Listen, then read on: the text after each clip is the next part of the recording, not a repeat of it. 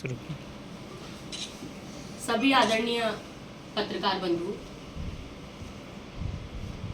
आदरणीय यादवेंद्र सिंह यादव जी के समर्थन में मैं बतौर कांग्रेस की राष्ट्रीय प्रवक्ता, गुना लोकसभा की सह प्रभारी और कांग्रेस की स्टार प्रचारक के रूप में गुना शिवपुरी लोकसभा क्षेत्र में आई हूँ।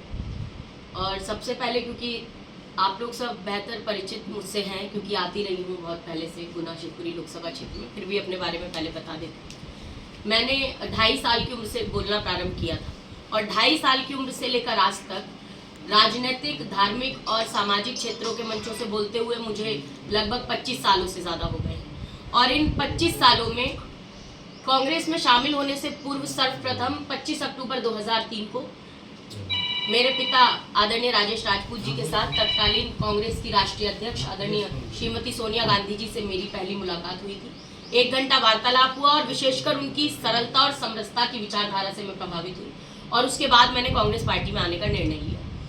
मैं लगभग 9 वर्ष की थी उस समय और 9-10 साल की उम्र में लोकसभा चुनावों के दौरान ही 3 अप्रैल 2004 को कांग्रेस की केंद्रीय कार्यालय में मेरी एक प्रेस वार्ता कराई गई, जिसमें मुझे कांग्रेस की सबसे इतिहास और वर्तमान की सबसे कम उम्र की प्रथम राष्ट्रीय स्टार प्रचारक घोषित किया गया। और बतौर स्टार प्रचारक के रूप में सर्वप्रथम आदरणीय श्रीमती सोनिया गांधी जी के लोकसभा क्षेत्र में आदरणीय सोनिया गांधी जी की स्टार प्रचारक के रूप में मैंने प्रचार किया। रायबरेली, अमेठी में आदरणीय राहुल गांधी जी, आदरणीय श्रीमती सोनिया गांधी जी, आदरणीय प्रियंका गांधी जी के साथ कई जनसभाएं और रैलियां संबोधित की, पदयात्राएं की। और उस समय पर मैंने जनसभाओं को संबोधित करते हुए कहा था 2004 में कि भाजपा भागो जनता पीटेगी, अब कांग्रेस ही जीतेगी। और हुआ भी यही। केंद्र में उस समय कांग्रेस के नेतृत्व में सरकार बनी और मैं 2 चरणों के चुनाव में प्रचार करती हुई आ रही हूँ। तीसरे चरण में हम प्रचार कर रहे हैं और जो माहौल है उसे देखते हुए मैं आज फिर से ये कह सकती हूँ कि 2004 के बाद अब 2024 में पुनः कांग्रेस गठबंधन की सरकार केंद्र में बनने जा रही है। और यहाँ लोकसभा का जो मैंने माहौल देखा, क्योंकि मैंने जनसंपर्क किया, मैंने मुंगावली विधानसभा में लगभग 4-5 जगहों पर दौरे किए, सभाएं भी, नुक्कड़ सभाएं ग्रामीण क्षेत्रों में संबोधित की। जो जन सैलाब, जो जन समर्थन कांग्रेस के प्रति है और जो विरोध इस समय पर भारतीय जनता पार्टी की जितनी भी कुनीतियां हैं जो कि लोगों के, और साथ ही साथ जो दुष्प्रचार देश के प्रधानमंत्री मोदी जी के द्वारा तक किया जा रहा है, उसके खिलाफ रोष है। और यहाँ की जनता ने इस बार ठान लिया है कि गुना शिवपुरी लोकसभा क्षेत्र की जनता श्री कृष्ण भगवान का रूप धारण करके पांडव रूपी कांग्रेस के प्रत्याशी अर्जुन रूपी आदरणीय यादवेंद्र सिंह यादव जी को भारी बहुमत से विजयी बनाएगी और इस लोकसभा से सांसद बनाएगी। मेरा तो रायबरेली, अमेठी में स्टार प्रचारक के तौर पे जाने के साथ साथ 2004 में रायबरेली, अमेठी के साथ साथ गुना शिवपुरी लोकसभा क्षेत्र में उस समय पर मैंने कांग्रेस के तत्कालीन प्रत्याशी महाराजा ज्योतिरादित्य सिंधिया जी और उनकी धर्मपत्नी महारानी प्रदर्शनी राजे सिंधिया जी के साथ भी कई जनसभाएं और रैलियां संबोधित की थी। और 2004 से 2019 तक लगातार आदरणीय ज्योतिरादित्य सिंधिया जी के आमंत्रण पर ही मैं बतौर स्टार प्रचारक, राष्ट्रीय स्टार प्रचारक गुना शिवपुरी लोकसभा क्षेत्र में लगातार आई हूँ। और गुना शिवपुरी के विशेष तौर पर ग्रामीण क्षेत्रों में नुक्कड़ सभाएं और शहरी क्षेत्रों में बड़ी जनसभाएं मैंने संबोधित की है। ये पहली बार ऐसा चुनाव है 2024 का लोकसभा चुनाव जिसमें आदरणीय ज्योतिरादित्य सिंधिया जी के खिलाफ मैं बतौर कांग्रेस की राष्ट्रीय प्रवक्ता, गुना लोकसभा की सह प्रभारी और कांग्रेस की स्टार प्रचारक के तौर पर यहाँ पर आई। आदरणीय सिंधिया जी मुझे बेटी मानते रहे, बच्चों की भांति उन्होंने स्नेह किया है, बचपन में उनकी गोदी में खेली हूँ, बहुत सम्मान करती हूँ। आज अजीब सी बात यह है कि आज आदरणीय सिंधिया जी की संघर्षशील बेटी आज भी जोड़ने वाली गांधीवादी विचारधारा वाली कांग्रेस पार्टी के साथ मजबूती से खड़ी है। अफसोस मगर आज आदरणीय ज्योतिरादित्य सिंधिया जी तोड़ने वाली विचारधारा के साथ सांप्रदायिक जहरीली पार्टी बीजेपी के प्रत्याशी के तौर पर आज चुनाव लड़ रहे हैं।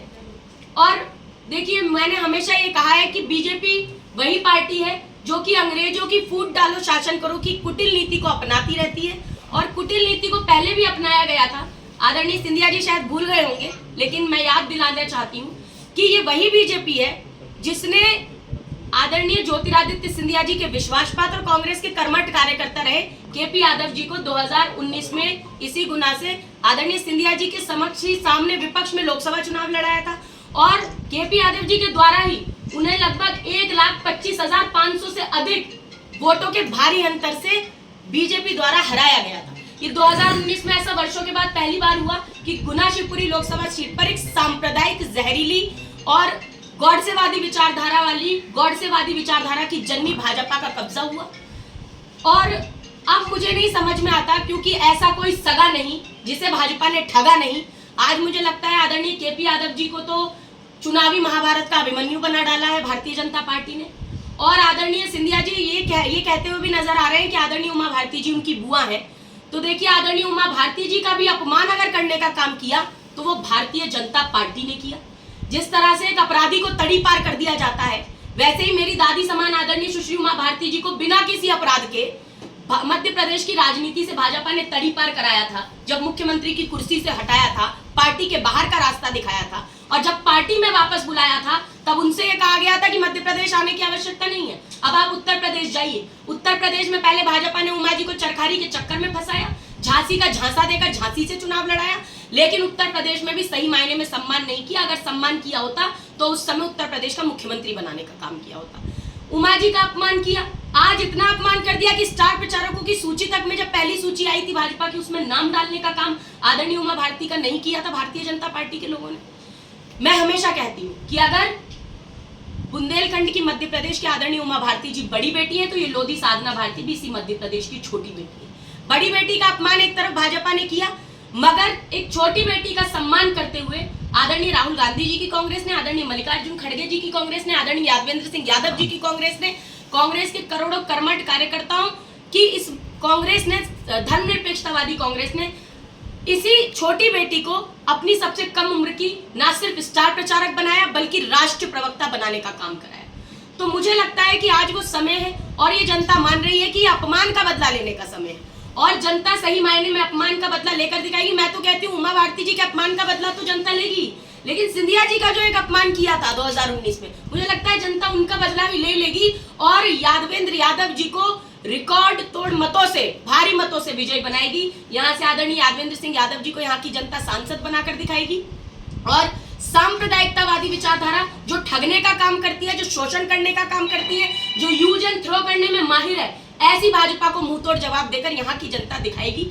और मैं यही कहना चाहूंगी कि देखिए, यहाँ की जनता ने मन बना लिया है। जितना मैंने मुंगावली में 4 जगहों पर मैंने उस परसों के दिन मैंने दौरा किया, और आदरणीय अलका यादवेंद्र सिंह यादव जी उस समय मेरे साथ थी, आनंद यादव जी मेरे साथ थी, और उस समय पर जो हमने सघन एक दौरा भी किया और लोगों से बातचीत की, जन समर्थन, जबकि शादियों का आप जानते हैं बहुत बड़ा माहौल है, इतनी शादियां हैं, तो उसके बावजूद जनता निकल कर आई और जनता ने हमें सुनने का काम किया और ये आश्वासन दिलाया, दोनों हाथ खड़े करके एक संकल्प दिलाया कि इस बार महंगाई की मोदी मार देने वाली, भाई को भाई से लड़ाने वाली, फूट डालो शासन करो की नीति अपनाने वाली, किसानों को कर्ज के तले दबाने वाली, महिलाओं के बलात्कारियों को संस्कारी बताकर महिलाओं का अपमान कराने वाली भाजपा को मुंहतोड़ जवाब यहाँ की जनता देने का काम करेगी। और किसानों का कर्जा माफ करने वाली, महिलाओं को नगर निगम, निकाय और पंचायतों में 50% तक का आरक्षण देने वाली, जातिगत जनगणना का वादा करने वाली, और हमने तो जातिगत जनगणना कराई भी थी, ऐसी पार्टी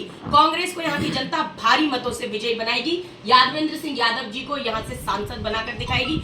एक मैं बात जरूर कहना चाहूंगी, क्योंकि जब जनता के बीच में जाती हूँ, देखिए हमने सुना है कि किसी को विधायक का चुनाव लड़ाया जाता है, उसके बाद उसका प्रमोशन करना हो तो देखा जाता है कि क्या वो व्यक्ति समाज सेवी है या नहीं है। अगर वो समाज सेवी है, जनता से उनका लगाव है, तो उन्हें सांसद का भी चुनाव लड़ाया जाता है, आमतौर पर ऐसा ही होता है। लेकिन पहली बार हमने देखा कि भाजपा के कद्दावर नेता परम आदरणीय प्रहलाद पटेल जी को केंद्रीय मंत्री पद से हटाया गया, उन्हें राज्य में विधानसभा का चुनाव लड़ाया गया, उनके भाई जालिम सिंह पटेल जी की राजनीति को तो टाटा बाय बाय कह दिया गया, और उनका भी अपमान करने का काम भारतीय जनता पार्टी ने किया। इसका भी रोष जगह जगह पर दिख रहा है, क्योंकि भाजपा हर चुनाव में ऐसा करती है के नाम पर लड़ाने का काम। मैं हमेशा कहती हूँ कि चुनाव आते ही भाजपा में जाति और धर्म को धंधा बनाने के सब प्रबंध हो जाते हैं, और सत्ता की खुरचन चाटने के लिए भाजपा में कुछ नेवलों के भी सांपों से संबंध हो जाते हैं, और वही संबंध हमें दिखाई देते हैं। लेकिन यहाँ की जनता बहुत भली बात जानती है, और सांप्रदायिकतावादी सांपों से संबंध रखने वाले नेवलों को भी इस बार यहाँ की जनता शिकस्त देने का काम करेगी।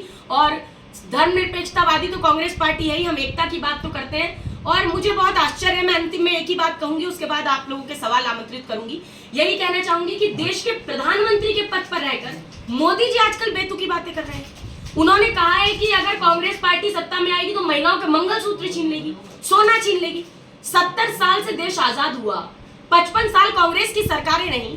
मैं पत्रकार बंधुओं के माध्यम से पूछना चाहती हूँ, क्या कभी किसी महिलाओं का सोना छीना गया? क्या उनका मंगलसूत्र छीना गया? नहीं छीना गया। अरे जब देश में जंग हुई तो आदरणीय इंदिरा गांधी जी ने सोना देश को देने का काम किया। आदरणीय श्रीमती सोनिया गांधी जी का मंगलसूत्र इस देश के लिए कुर्बान हुआ। आतंकवाद से लड़ते लड़ते पूर्व प्रधानमंत्री स्वर्गीय राजीव गांधी जी ने शहादत दी। आतंकवाद से लड़ते लड़ते पूर्व प्रधानमंत्री इंदिरा गांधी जी ने शहादत दी। ये नरेंद्र मोदी जी आज किसको महिलाओं के मंगलसूत्र का सम्मान याद दिलाना चाहते हैं? मैं पूछना चाहती हूँ आदरणीय मोदी जी, क्या उस समय आपको महिलाओं के मंगलसूत्र का सम्मान याद नहीं आया जब देश के प्रधानमंत्री के तौर पर आपने संसद भवन में एक महिला सांसद को सुपर्णका और ताड़का बताया? तब आपको महिलाओं के मंगलसूत्र का सम्मान समझ नहीं आया? जब आपने एक ब्याता को 50 करोड़ की गर्लफ्रेंड कहकर अपमानित कराया, तब आपको महिलाओं के मंगलसूत्र का सम्मान समझ नहीं आया? जब एक शहीद की पत्नी को आपने कांग्रेस की विधवा कहकर अपमानित कराया, तब मोदी जी को महिलाओं के मंगलसूत्र का सम्मान समझ नहीं आया? जब इन्हीं के ठगबंधन के संजय निषाद जी ने भगवान राम की माता कौशल्या के सतीत्व पर संदेह जताया, तब मोदी जी को एक मंगलसूत्र का सम्मान समझ नहीं आया। जिस समय पर भाजपा के ही राज्यसभा के सांसद रहे नरेश अग्रवाल जी ने माता सीता की तुलना शराब से करने का दुस्साहस जुटाया, तब महिलाओं के मंगलसूत्र का सम्मान समझ नहीं आया। और मैं तो कहती हूँ आदरणीय मोदी जी, ऐसे भाजपा और आरएसएस में कई कार्यकर्ता और नेता हैं जिन्होंने अपनी ही पत्नी को आजीवन वनवास पर भेजा है, तो उनके मंगलसूत्र का सम्मान कौन करेगा? पहले स्वयं चुटकी पर सिंदूर और मंगलसूत्र का सम्मान समझ जाइए, तब ये झूठे उपदेश दूसरों को और कांग्रेस को सुनाइए। मुझे लगता है कि मंगलसूत्र की बात करना या किसी भी तरह से भाई को भाई से लड़ाने के लिए एक विशेष समुदाय का नाम लेकर देश के प्रधानमंत्री मंच पर बोल रहे हैं। चुनाव आयोग कहां सो रहा है? क्यों नहीं चुनाव आयोग ने संज्ञान लेने का काम किया? क्या एक देश के प्रधानमंत्री पद पर रहकर कोई व्यक्ति एक विशेष समुदाय के लिए इस तरह के शब्दों का उच्चारण करे? क्या ये उस पद की गरिमा है? क्या ये चुनाव आयोग का उल्लंघन, चुनाव आयोग की आचार संहिता का उल्लंघन नहीं? मुझे लगता है कि चुनाव आयोग का संज्ञान लेना चाहिए था। अफसोस मगर आज सारी सरकारी कई संस्थाएं, चाहे सीबीआई हो, ईडी हो, इनकम टैक्स हो, इन्हें विपक्ष के नेताओं को जेलों में भिजवाने के लिए उपयोग कराया जा रहा है। और यहाँ की जनता ने तय कर लिया है अब की बार 400 पार नहीं होने वाला है। ये तो एक झूठा नारा है। मैं ये बताना चाहती हूँ इस बार बीजेपी का कुनबा 150 से भी कम सीटों पर सिमट जाएगा, क्योंकि झूठ और लूट की सत्ता है। और इन्होंने तो आजादी से अब तक का सबसे बड़ा घोटाला किया, इलेक्टोरल बॉन्ड का घोटाला। ये बात मैं नहीं कह रही, ये बात मोदी सरकार की वित्त मंत्री निर्मला सीतारमण जी के पतिदेव भी कह चुके हैं। तो मुझे लगता है कि प्रत्यक्ष को प्रमाण की आवश्यकता नहीं है। और यही कहना चाहूंगी कि इसी इनहेरिटेंस टैक्स की बात कर रहे हैं, तो कांग्रेस क्या मानती है? देखिए, इस बात पे बहुत सारे बातें की जा चुकी हैं। पहली बात ये उनकी राय थी, उस पर भी उन्होंने क्लियर किया। और ये विरासत टैक्स की बात तो 2014 में किसने की थी, आप बता दीजिए? अरुण जेटली जी ने क्या नहीं की थी? लेकिन ये कांग्रेस का स्टैंड नहीं था। ये बात आदरणीय जयराम रमेश जी भी क्लियर कर चुके हैं ट्वीट के माध्यम से। स्वयं सैम पित्रोदा ने भी इसको क्लियर कर दिया। मुझे लगता है इस पर कोई टीका टिप्पणी की विशेष तौर पर आवश्यकता नहीं है। गुना लोकसभा हमारा जो है, ये प्रदेश में और देश में बहुत हाई प्रोफाइल, बहुत चर्चित लोकसभा क्षेत्र है जी। इसमें आप जो चुनाव में उतरे हैं जी, बहुत प्रतिष्ठा और बहुत चुनौतीपूर्ण माहौल को आप फेस कर रहे हैं जी। तो ऐसी कौन सी खास तैयारियां आपके पास हैं कि इस चुनाव में आप विजय का इतना बढ़ चढ़ के अपनी बात को कह रहे हैं? देखिए, तैयारी तो जनता ने की है। इस बार भाजपा का सुपड़ा साफ करने की तैयारी। सब जानते हैं कि महंगाई की मोदी मार है, युवा बेरोजगार है, आजादी के बाद पहली बार डीजल पेट्रोल 100 के पार है। और मणिपुर में जिस तरह से बेटियों को नंगा घुमाया गया, और उसके बाद भी प्रधानमंत्री मोदी जी अपने 8000 करोड़ के विमान में आसमानी आनंद लेते रहे, विदेशों की यात्रा करते रहे, लेकिन मौन रहे। गुना पे नहीं, मैं उसी पे आ रही हूँ। ये गुनाह की बात नहीं है, ये बेटियां सांझी होती हैं। गुना की बेटी अलग नहीं है और मणिपुर की बेटी अलग नहीं है और राजस्थान की बेटी अलग नहीं है, कहीं की बेटियां अलग नहीं होती। लेकिन यहाँ की जनता इस बात को जानती है। विशेष तौर पर गुनाह में क्या मुद्दे हैं? मुद्दे तो यही है ना, महंगाई मुद्दा है। जिस तरह से एक आदिवासी महिला का यहीं से वीडियो गया था, गुनाह का ही तो था वो वीडियो। जिस तरीके से जिंदा जलाने का प्रयास उस समय पर किया गया, कितना वीडियो वायरल हुआ था। इसी मध्य प्रदेश में जहाँ आदिवासी के सर पर पेशाब किया गया, ये वही मध्य प्रदेश है जहाँ 27% आरक्षण ओबीसी को नहीं दिया जाता। तो यहाँ की लड़ाई जो विशेष तौर पर है, मुझे लगता है ओबीसी का भी अपमान भाजपा ने करने का काम किया। जहां पर जातिगत जनगणना की बात तो ये कह देते हैं, लेकिन 2019 में हलफनामा दे देते हैं कि जातिगत जनगणना नहीं करा सकते। अच्छा, मोदी जी स्वयं को ओबीसी बताने लग जाते हैं। तो गुनाह का जनमानस ये जान गया है कि ओबीसी के नाम पर गुनाह की जनता को भी 2019 में केवल और केवल एक तरीके का षड्यंत्र रचने का काम किया गया। अगर ओबीसी का सम्मान किया जाता तो आज जो पिक्चर आपके सामने वो नहीं होती।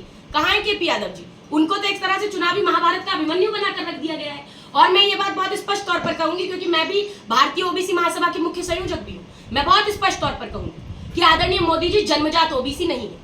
अगर मोदी जी जन्मजात ओबीसी होते तो ओबीसी की जातिगत जनगणना कराते। अगर मोदी जी जन्मजात ओबीसी होते, इस मध्य प्रदेश में 27% आरक्षण ओबीसी को पूरा दिलाते, उसके लिए 49.5% का क्या पटवाते, क्योंकि पूर्ण बहुमत में इनकी सरकार रही। अगर मोदी जी जन्मजात ओबीसी होते तो एक कुर्मी मुख्यमंत्री के डीएनए पर प्रश्न नहीं उठाते। मुझे नहीं पता क्या कारण है कि वो झुक गए, जो जिनके डीएनए पर प्रश्न उठा दिया गया। लेकिन आज ओबीसी एकजुट होकर यहाँ लड़ने के लिए तैयार है, और ये लड़ाई ओबीसी के भी सम्मान की है, किसानों के सम्मान की, महिलाओं के सम्मान की है। और गुना का चुनाव हाई प्रोफाइल जरूर हो सकता है, लेकिन हमारे जो प्रत्याशी हैं वो एक किसान परिवार से संबंधित हैं। वो प्रत्याशी जनता के बीच में जाने वाले प्रत्याशी हैं। आज जन जन और जनमानस जहां जहां मैं जा रही हूँ, उनका ये रुझान इनके पक्ष में है। तो मुझे लगता है कि ये जो चुनाव है इसमें कांग्रेस की विजय होगी, और हम लोग इन्हीं अपने मुद्दों के साथ जा रहे हैं।